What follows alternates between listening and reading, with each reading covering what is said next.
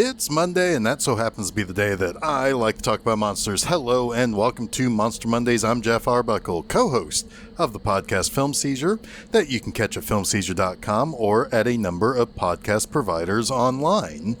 This month of TV Monsters closes out with the second series created by the late, great Rod Serling, Night Gallery. Rod Serling was no stranger to TVs across the country at this time. Of course, he created The Twilight Zone in 1959 that ran for 5 seasons and 156 episodes. Of course, the show was successful enough to have 5 seasons despite not too many shows back then having much more than that. It was a multi-genre anthology series that would cover horror, mystery, fantasy, supernatural, and for good measure, you could probably go ahead and say there were certainly dramatic and comedic elements to several episodes as well. So yeah, the show was pretty popular, and then later became a pop culture phenomenon. The theme song was often parodied and mimicked for strange and mysterious circumstances over the decades since the show's airing. And naturally, syndication and reruns would largely help make this such a big-time show. It's often ranked among the absolute best television ever produced, with TV Guide ranking it 4th among dramas, 2nd greatest in sci-fi, and 5th of all shows ever. Even Rolling Stone ranked it 7th best TV show of all time. So Serling was considered an amazing writer and producer, too. He knew what would make that show be incredibly successful and long-lasting. He had a phenomenal stable of writers working on the show, like Ray Bradbury and Richard Matheson. Still, Serling wrote most of the 156 episodes himself, and that helped the show remain in top form and consistent. The Writers Guild of America even labeled The Twilight Zone the 3rd best written series of all time. Now, of course, there are episodes that stick out, and we'll cover some of those someday, but my memories of The Twilight Zone mostly surround local TV stations and the Sci-Fi Channel playing the episodes on weekday afternoons. Now, of course, MeTV plays the series late at night on weekdays. The most memorable Twilight Zone viewings for me was when Sci-Fi would do their New Year's Day marathons, and that's a tradition nowadays. And speaking of local TV airings of Twilight Zone, it was often packaged with airings of old Star Trek, Alfred Hitchcock Presents, and what we're going to talk about shortly, Night Gallery. Now, Serling would do one other significant thing, and you don't always think of him until the ending makes you totally realize that only he could have come up with it. He co-wrote the screenplay for 1968's Planet of the Apes. That was based on a kind of short novel by Pierre Boulle. I've read the novel, and yeah, there is a sneaky conclusion to the story being told by the leader of an off-world expedition. However, there's nothing overtly Serling about the movie until the final shot of the movie when Charlton Heston's Taylor finds the wreckage of the Statue of Liberty, revealing that he didn't crash on a planet where apes evolved from man. He crashed on a futuristic post-apocalyptic Earth. When you realize that it was Serling whose original script that was heavily rewritten by Michael Wilson presented that signature twist ending, it made perfect sense. Now, 1 year later, in 1969, Serling would release what we're going to talk about today, the TV film Night Gallery, that featured 3 separate stories in an anthology format. Night Gallery would have elements of dark fantasy, much like Twilight Zone, but it tended to stay away from science fiction and decided to go toward the supernatural. It was not quite as well received nor remembered as The Twilight Zone. And in order to set up the stories told within the hour-long presentation, Serling would walk around a gallery of macabre paintings.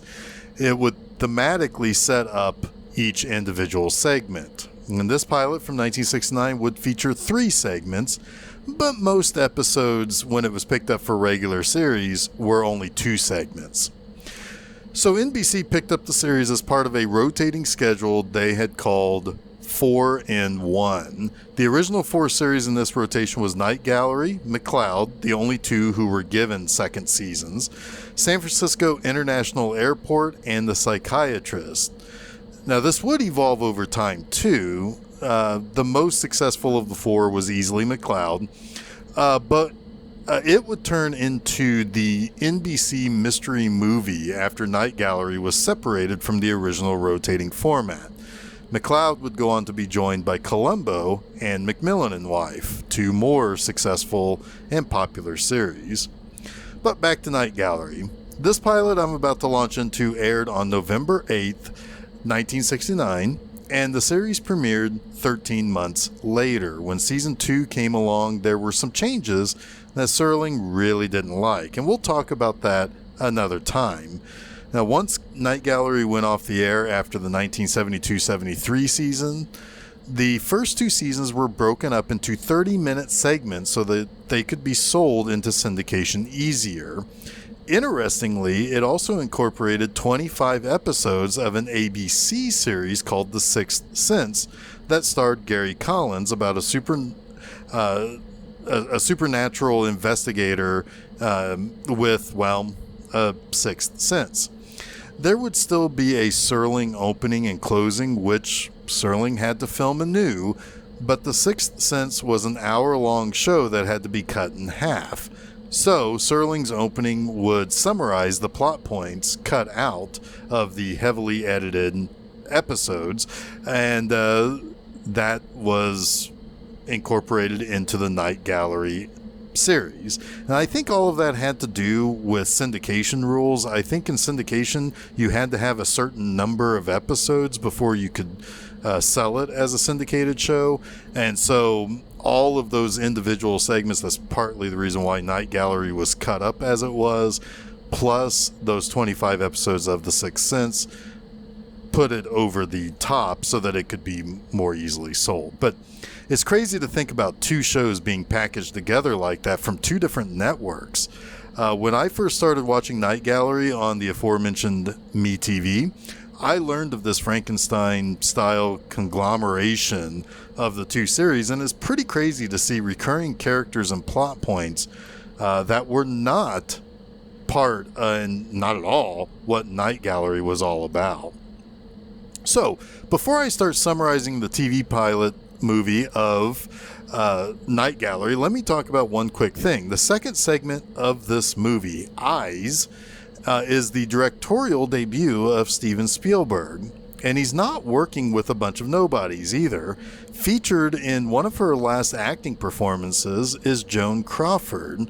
So how's about that for a couple of big-time names being associated with this show?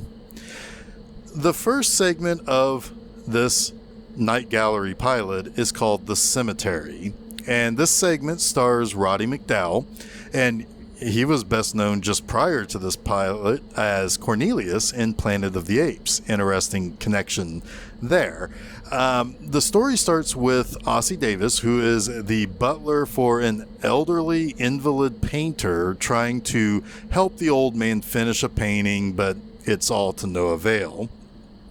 We then meet the nephew of the old man, Jeremy, played by McDowall. Now, Jeremy's a bit of an ass. He seems to really only be after the old man's riches, and the uncle didn't exactly know he had a nephew that would be ultimately sniffing around his final days. Jeremy recognizes that his uncle has a bit of a morbid focus on macabre subjects like cemeteries and dead trees and such.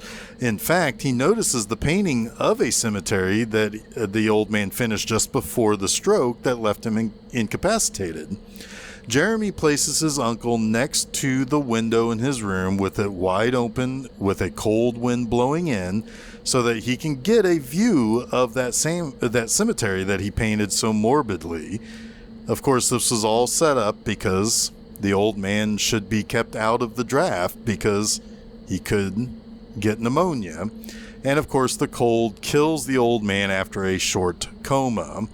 Jeremy inherits everything. Most importantly, the paintings. The cemetery in particular. And that painting is ever so slightly changing. First, there's a fresh grave dug in the cemetery in the painting. Later, the old man emerges from his grave. Then the painting continues to change as the corpse of the old man creeps ever so closer to the house.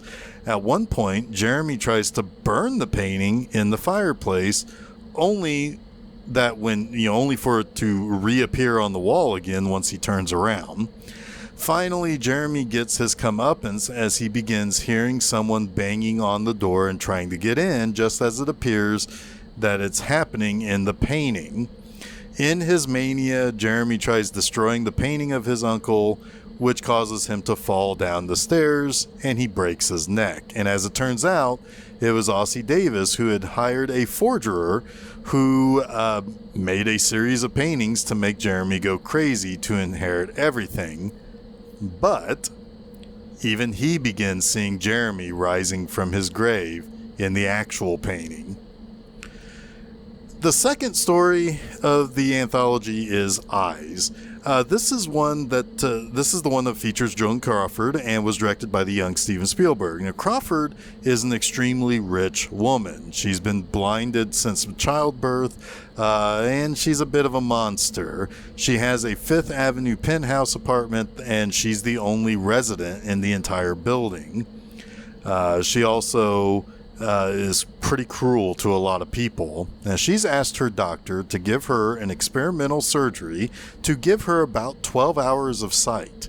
And she's found a donor, played by Tom Bosley, best known for Happy Days, for about $9,000 is what she pays him. And her doctor doesn't want to perform the surgery because for only a few measly dollars and a few hours of sight, he would be blinding another person for the rest of their life. Kind of goes against the Hippocratic Oath. So, she blackmails him with hidden info about an old girlfriend who died getting an illegal and botched abortion. So, she ends up getting the transplant, but the doctor is sickened by what he's done. When she removes the bandages, she is able to see for a short while, but then everything goes black.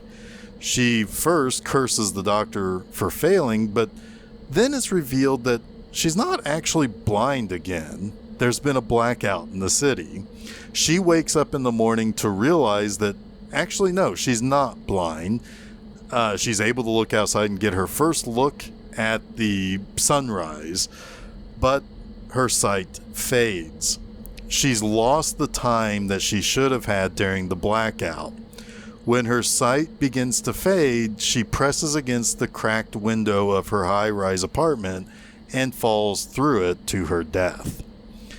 The third and final story is Escape Route, starring Tony Award-winning actor Richard Kiley. Now, Kiley is a Nazi living in hiding in South America, and he's haunted by the war. He hears the battlefield in his rickety fan in his room.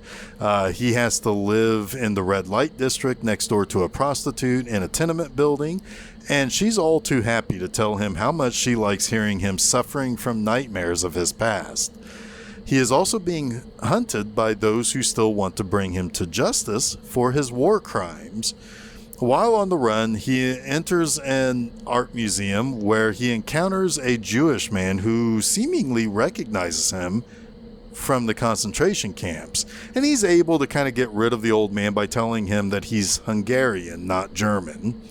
He sees a painting that moves, much like the one in the cemetery. In this, he sees himself sitting in a rowboat on a pleasant stream. The Nazi becomes obsessed with the painting, returning to the gallery pretty much every day.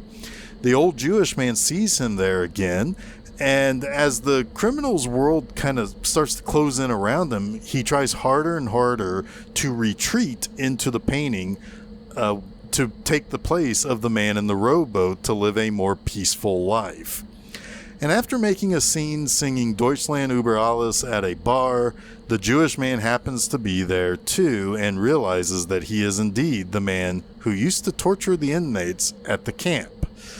Believing that the Jew has likely told his tales and where this fugitive is hiding, he strangles the man to death. As he tries to escape the city on the next bus out, he's captured by the Nazi hunters. He is able to get away from them, and the chase leads them back to the art gallery. The Nazi begins to pray to be put into the painting to escape his captives, and then he sees something that terrifies him and he disappears. And as it turns out, the fisherman painting was removed by the owner as it was on loan at the gallery, and in its place, the picture of a crucifixion painting depicting the horrors of a concentration camp. Now the crucified person in the painting is the fugitive Nazi paying his penance for his past. So let's talk about the 3 things I like about this pilot to Night Gallery. And I think that will work out best by stating that what I like about each segment. 3 segments, 3 likes. There we go. Our first like, let's talk about the last segment, Escape Route. There is some neat editing done in this episode. For example, when Kylie's being chased by those trying to find and arrest him, it's intercut between him in the present and him in the back of a car in Germany when he was a young Nazi officer. It's kind of a neat way to show the juxtaposition of his past life with his current squalor. Another interesting setup is a scene in which the Nazi and the prostitute have a conversation about what he saw in the painting and what he was kind of hoping he would be able to have and do with his future. And it's kind of shot with them basically talking to each other through the wall that they share in this building. But they also have a shot that shows them both with the 4th wall removed. I always like shots like that where it's shot with a partition between 2 rooms, but you can see both rooms at once. You know, it's a real cheap way of doing a split screen. I'm sure there's an actual term for that kind of shot, but whatever it is, I like it. It's a nice scene, too, where the Nazi talks about being followed by ghosts of his past.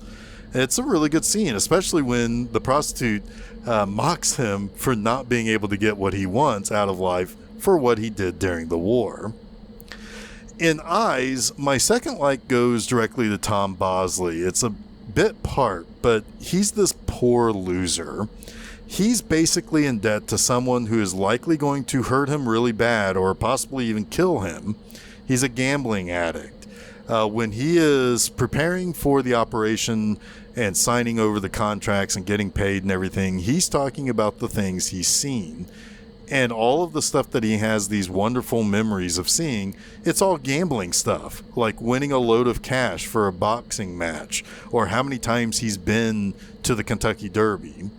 Then he asks what it's going to be like when it's midnight all the time, before asking if he will still be able to cry.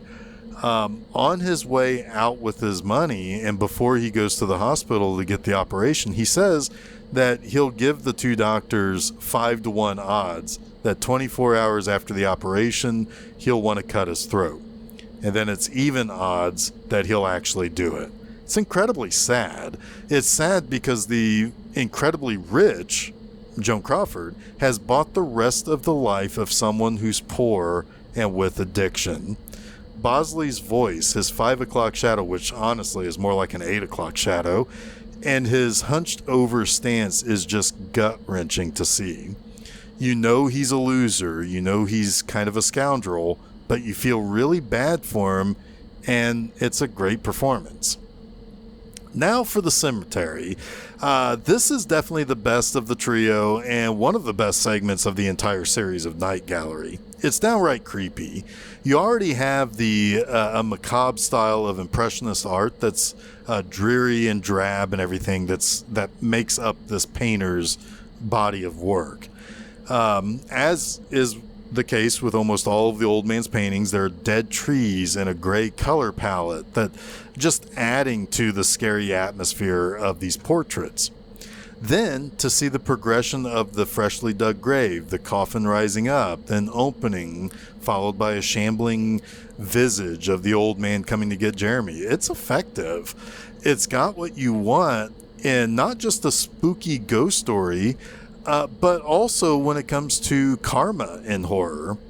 you might hear someone knocking on the door or scratching to try to get in, but it isn't something you actually see from the other side of the door. Now, of course, when Jeremy is haunted, it's not really supernatural. However, when Jeremy apparently comes from the grave to get Ossie Davis for setting up his death, we are to believe that it actually is a supernatural event.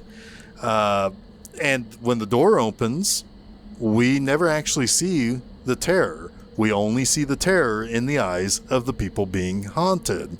It's good stuff. Plus, Roddy McDowall's almost cartoonishly vile portrayal of the gold-digging nephew only makes the segment that much more fun to really see him get his, even though he is ultimately something that becomes a vengeful spirit himself. Ultimately, I would say that this pilot is a good indicator of what the series Night Gallery would become. The Cemetery is a solid A on the grading scale. Eyes would probably come in at about a B, and Escape Route is maybe about a C+. Each one has a Twilight Zone feel that will satisfy those people who want that from Serling. I would say Escape Route is maybe a little too on the nose for that Twilight Zone feel, where Eyes and the Cemetery is a little bit more macabre, but I do like that each of these segments feature a painting at its center. Naturally, the Cemetery is all about a painting haunting someone. Escape Route is about a man trying to find peace and escape through a serene painting that he has never actually earned. Eyes is the one that you have to kind of think about a little bit. At the beginning of the segment, we see a man has a painting of Joan Crawford that he does for her and talks about how he captured everything about her except her cruelty. And that is totally in line with how little she cares about taking Tom Bosley's eyes. So that wraps up this week's Monster Mondays. You can catch new episodes of Monster Mondays each Monday at filmseizure.com. Don't forget to follow Film Seizure at Facebook, Twitter, and Instagram. And subscribe to Film Seizure to get both the Film Seizure podcast and Monster Mondays at your favorite podcast providers, as well as YouTube. You can also check out my website, bmovieenema.com, to read new articles every Friday morning. Now, we turn the TV off for now, and next time I'm going over to Scotland for a small, independent psychological thriller from director Lowry Brewster and Hex Studios. Join me as I investigate The Devil's Machine. Until next week, stay spooky.